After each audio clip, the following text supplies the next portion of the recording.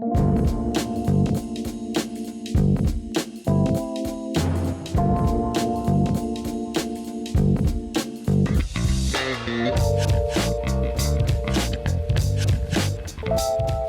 I've been around this committee and coming to this event a long time, and I think you have been hosting it for 4 full seasons now, right? Yeah, we did one at another place, and it's been 3rd season at Hudson. Right, so we do about 10 years. So you've done about 40 interviews. Easy 40. And you're still this bad. Yeah. Isn't 20 about the number where you're either fired or hired again? I mean, anyway. 20 should be the point where you decide. Okay, so yeah. Favorite guests or interviews that kind of stand out. I'll tell you one for me before you go, and it's just because it was a great bit. When you interviewed Carrie from Lucky Bastard, and you had the vodka up here, and you didn't tell anybody that it was water, and you were banging the shots, and I bet sat some back. people just found out for the first time that was water. So I sat at the back of the room, and I was freaking out because I honestly thought you had 17 shots of vodka. and I have socialized with you, and I was wondering how you were holding it together, but you were. And I kept saying to the people at my table, like, wow, like, how's he gonna do this? We got to get him home. He's gonna like flat out here right away. But it's a great bit. Yeah, the best part about that bit was we left, like everybody leaves, and I went out to the front, and this lady that was at Chamber on Tap said, she saw me going into my truck, and she's like, do you need a mint or anything? I'm like, only in Saskatchewan. Only in Saskatchewan. Do you need a mint? No, I just put a match in my mouth. That works. I suck on a penny. If you suck on a penny from 1973, apparently they can't breathalyze you. Yeah. Definitely one that stands out, it was Bill Doyle from the Potash Corp. I'll never forget one, the guy made like $300 million that year. And I asked him, hey, if you do anything different, what would you do? And he said, I'd be a priest. And I was like, what? All right, that's fair. Didn't see that coming. But then he talked about, we eventually went into another part that I will never forget. He talked about when he graduated from university, he went to Asia with just a tent and a motorcycle. He said he toured all of Asia, and he said like you'd be sleeping in fields and back alleys, and he said what I learned there was how to get over fear, and as soon as you learn how to get over fear, you can accomplish anything. And I thought that was something pretty interesting, and that stuck to me. Another one, there's been so many. I mean, we had Heather, Prairie Sun Brewery, we ate the hops, that was good. Who, if anyone, would you bring back from your guests for a second shot? So far, this is going great. So I would do this again. If I could bring anyone back, you know, we've had lots of really cool guests, like from people that have like put their houses and families, like financial life at risk to start a business and had some success. Yeah, I don't know. Who would I do again? There's been a couple. Like Curtis Olson was fascinating. He had a cool story, easy to chat with.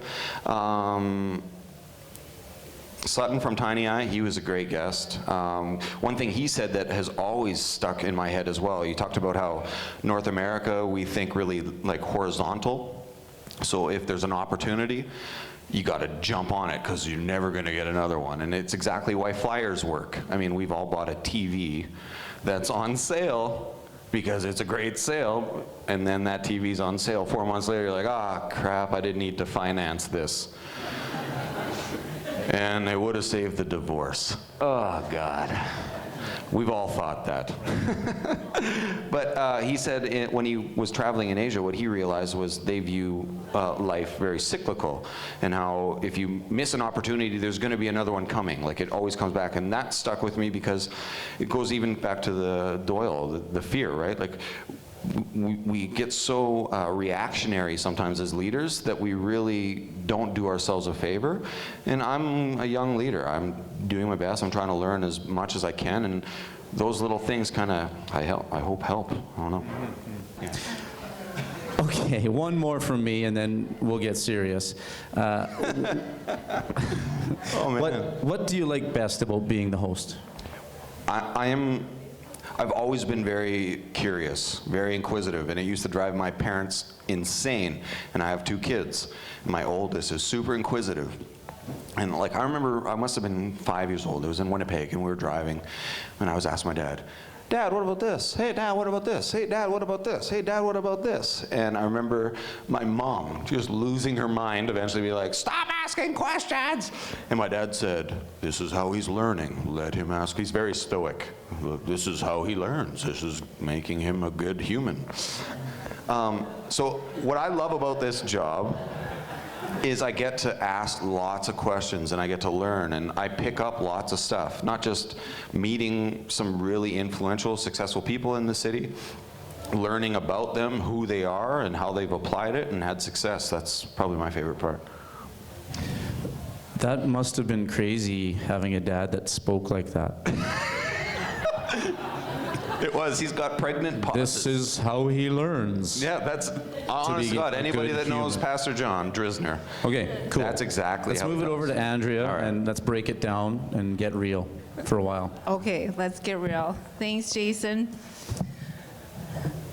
What do you got? What do I got? Well, I think your last comment is a good segue into just talking about all your different roles in your life. So for the people that come here every month, they know you as your persona, as the host of Chamber on Tap, but you have many other roles in your life that you fill.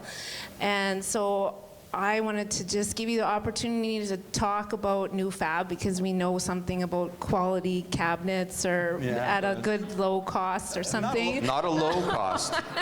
Not a low cost. A fair cost. A fair cost. Okay, a fair cost. So you have an important leadership role at NuFab, and I want you to describe your leadership role first. Okay. And then, what would your team members, how would they describe your leadership style? Oh, man. Let's get real. All right, okay, we'll get real. So I work for Nu-Fab Building Products, quality cabinets at a fair price. I got it now. And obviously we have a lot of other things that are going on, and throughout the past 4.5 years at NuFab, I started at the cabinet division, and we sold cabinets, and we've had some great success. Little to do with me. Got some great designers, had some good service people, really good administration help. We got a great team. Some of them are here, and I'm not saying that. I say that to their emails too. I try to always tell them how much I like them. But it's a great team, and we've had some great success, and because of the success we've had, I then was able to branch into the other divisions. Now, my role is I'm in charge of all the sales and business development for the whole company, and we're a company out of Winnipeg. Allfab is our big company name. We have a branch here and in Regina, and I'm in charge of all the marketing and advertising for all of Saskatchewan. So the branding, marketing, all that stuff. It's been fun. It's been interesting to learn. I mean, I work with some really cool people and have a good time at work, and I try my best to always have fun. We put 40 plus hours a week into working with like people that we didn't get to pick. Like, you're forced to work with these people. And you spend 40 hours a week with people that aren't your family. And that's almost sometimes more than you get to spend with your family. So my leadership style, I try not to be reactionary. I try to let the experts help me make the decisions. They're the ones in the front lines. I'm not. I recognize that. I've worked for people that bark down at you these orders. And it's not fun to be in all the time. So and not that work is fun all the time. There's some stress for sure, but I try my best to lead in a way that that helps. My dad described it the best one time. When I first got out of university, he said, look, you're going to be in some leadership roles in your life. Do the voice.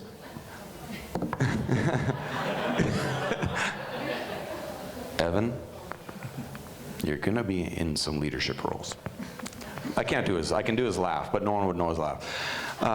And he said, you're going to be in some leadership roles, and this is what I've learned. And he's been a leader since I was born. And he said, when you have success, leadership is like a mirror. And when you have success, you point it at everyone around you, because you wouldn't have success if they weren't helping. If your whole team just said, no, we're not doing this, you don't have success. And he said, as soon as you have failure, or things that don't go exactly how you want, you turn the mirror on and you look at yourself. And that's how I try to lead. Try not to be rammy, try to help people be more successful. How they would view it, probably almost, I think I'm not a micromanager, and I think sometimes people need to have people around you all the time helping you. That's my perception. Sometimes people feel a little lost if they don't have people kind of helping. But I don't know, at the end of the day, I just hope the people I work with feel like they have an opportunity to succeed and also an opportunity to enjoy their life. I hope. Well, I have worked with you in the past and consider you a good friend, and I know you have an amazing gift at making people feel appreciated and valued, and people know that you care about them. So I'm sure many of the people that work with you would probably describe you in that same way. So that's nice. Thanks. Tracy's loving this. Tracy's loving this because we're so being lovey-dovey. Stoneheart. Yeah, Stoneheart over there. That's right. Well, and you have referenced growing up as a pastor's son, yep. And you are also an ordained minister. So talk about another role in your life. Yep. That title, whatever, right? A pastor's son, yeah.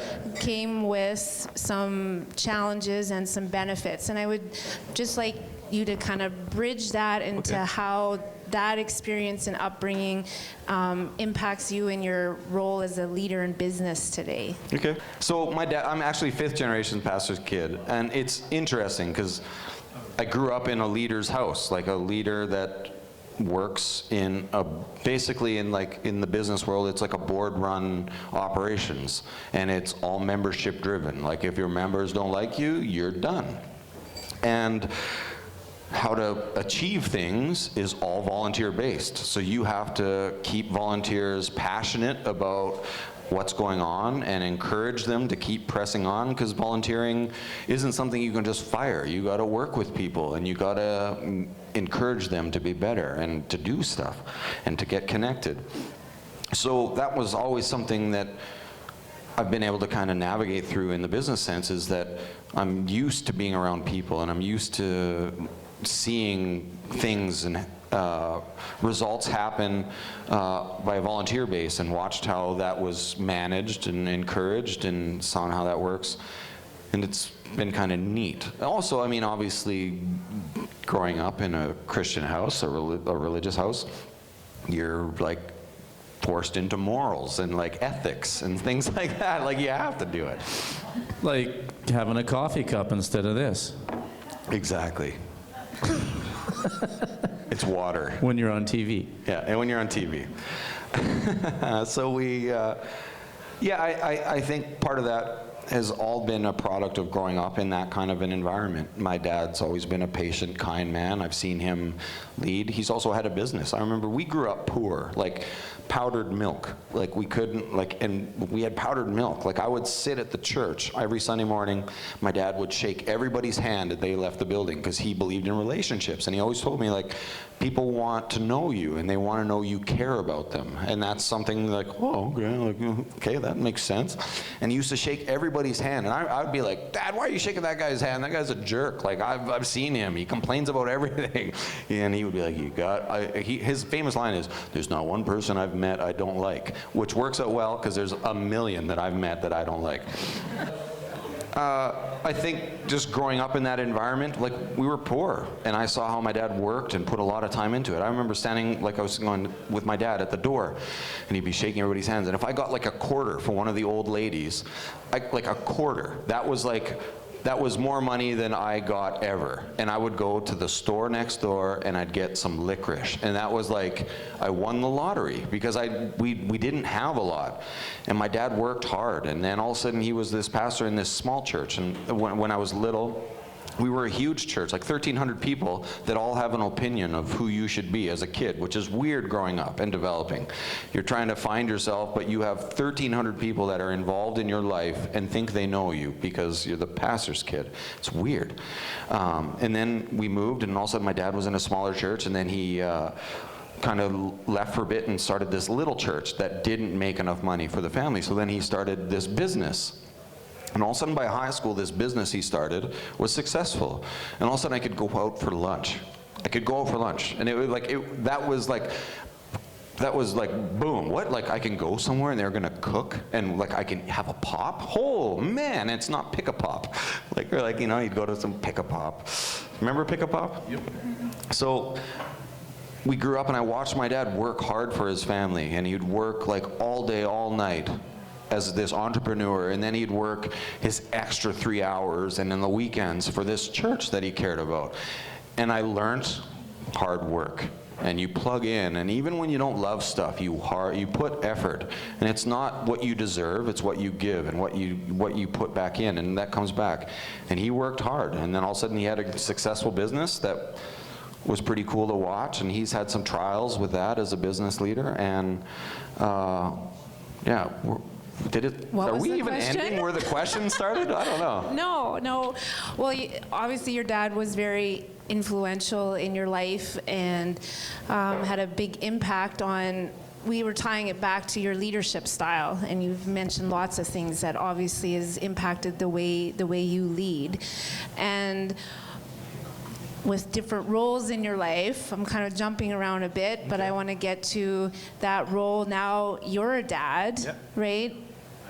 And a husband, yep, to your lovely wife, Danielle. Yep. And if any of you are friends with Evan on Facebook, or if you had your own motto or brand, you've seen Evan often put #LoveWins, right? So if you could just share with us a bit about what that #LoveWins means to you and your most important role as a husband and dad. Okay, like, no bones about it. I'm not like this successful business owner, you guys. Like, so don't think you're gonna learn like incredible accounting tips from me.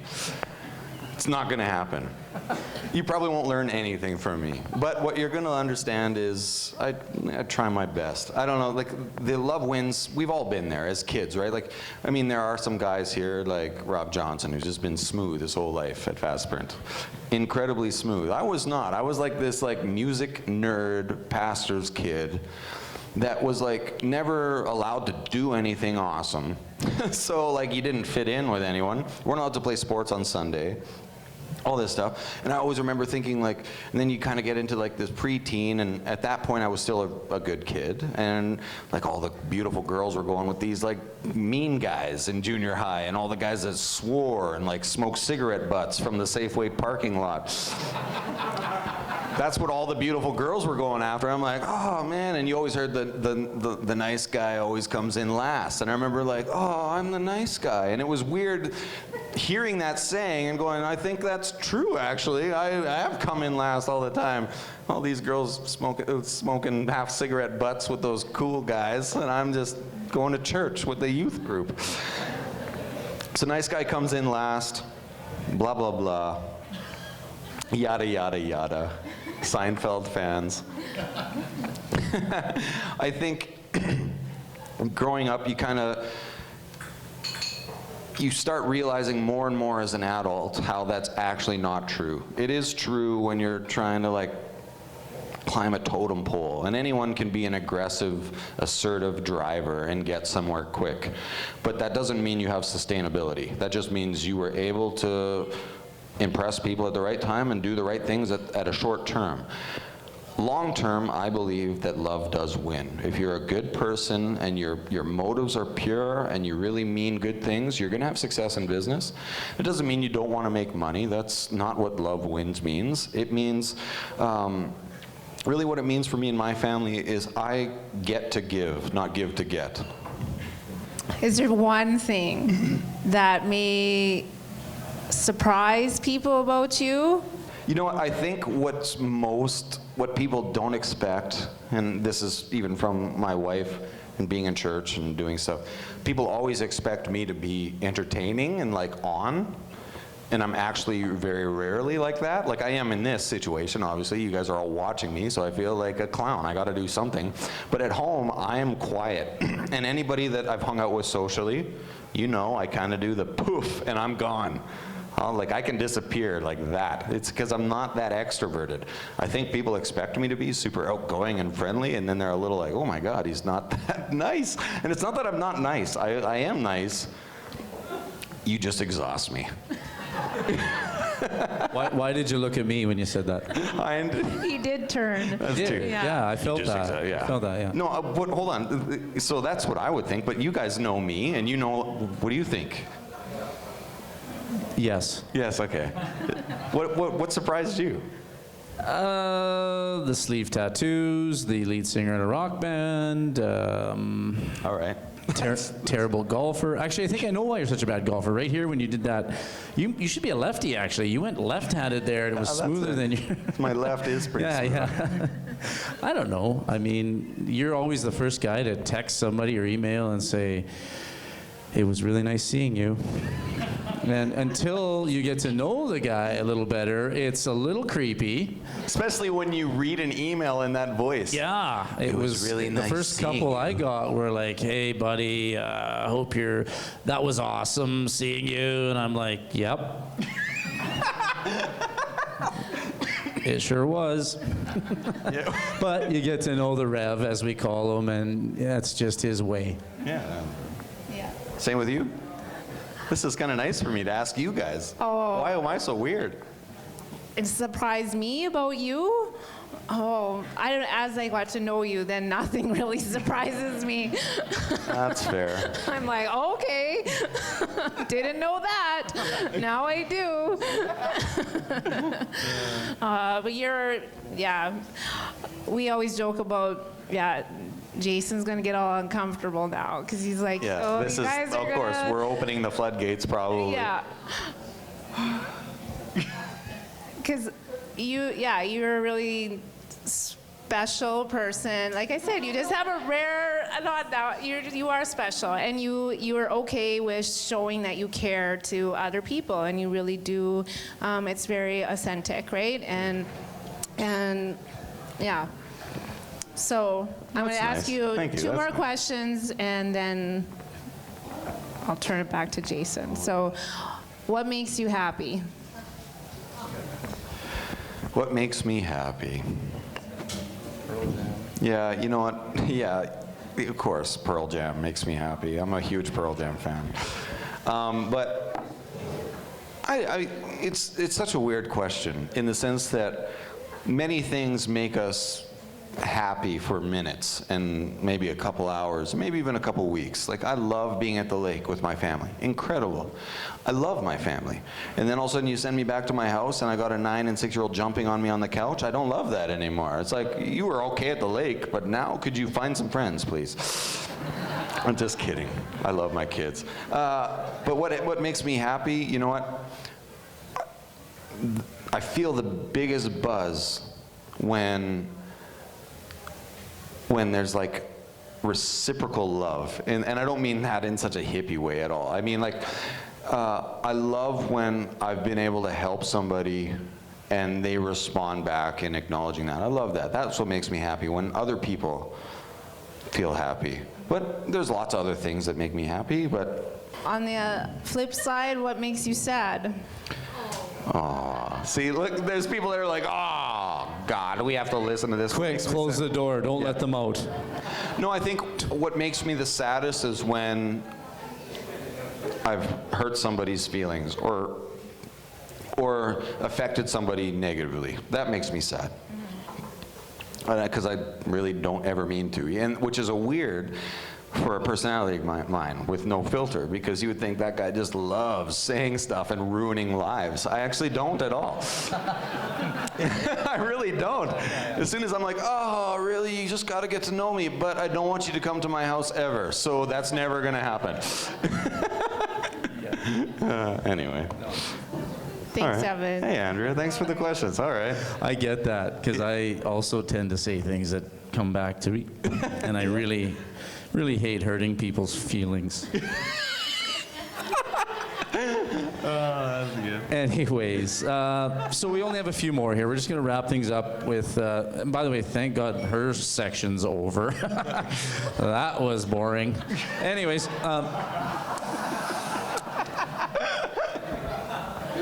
besides the... Well, it was. Evan will text me afterwards and say, I'm sorry Jason said that during the interview because it really wasn't boring. And I will text you after and say I meant it. What in your mind, what is in the future for Chamber on Tap?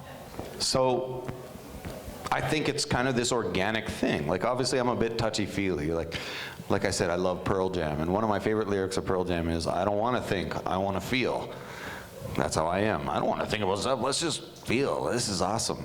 And I think it's kind of got this organic thing that we get some good speakers, and that's only going to be by the help of like people that come here. Send us emails. Say, hey, if you thought about interviewing this person, I bet you they'd be interesting. I see it going for a while just because there's lots of cool stories in Saskatoon. Next year, I should say, we got some plans. We got an Ed McMahon starting. His name is Jason Hynd. He's going to help me out. He's going to help me interview like Ed McMahon on the couch. Ooh, hee, ha. I'm not going to interview. I'm just going to sit back and be like, ooh. Yeah. Oh, Rev. Or like Slow if it you down. actually have a good joke that they aren't getting, I'll be like, ah. Yeah, of course. You know, like just to help jumpstart the laughing a bit for you, because there's awfully uncomfortable moments at these. That's just, anyways, yeah. And that's the weird thing about my sense of humor. Like, as soon as there's like an awkward moment, I jump like in the deep end. I'm like, you thought that was awkward? Watch this. It's gonna get worse. Yes, you do. Yeah, we've seen that. I remember I emceed a wedding one time in small town Saskatchewan, and we had just moved to Saskatchewan, so I was like, no idea about it. And I said a couple jokes, and it was like crickets and tumbleweed. So then I just got worse and worse, and all of a sudden it was like NDP and combines and wheat, and they were all like, what?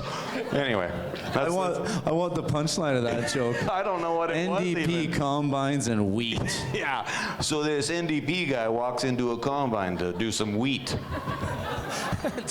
And he gave it away and then wondered why he couldn't pay his mortgage. And he ends up in Alberta. Yeah. See? That's exactly why we got Ed McMahon. He's Alberta. Well done. I don't know. I mean, was good. yeah, okay. So that's next year. We got this guy helping out. Yeah. And helping I'm us. resigning. Clearly helping. Yeah, and Andrea's resigning. resigning. Yeah, she's done. She's done because My heart can't take it. my text message hurt her feelers. Yeah, exactly. Hurt her feelers. But send us emails. People watching the show, if you know some business owners, send us emails. Say, hey, interview these guys. It would be cool. And we're going to do our best to interview whoever we can. Not everybody is going to fit the bill, because if they're boring, that sucks. We've had a few guests especially in this venue, that have been boring, and it was like incredible. Look at her. She's like, "Please stop, Evan. Please stop." So I'm gonna do what I feel he really struggles with the most, and we're gonna call it a day. This has been really nice.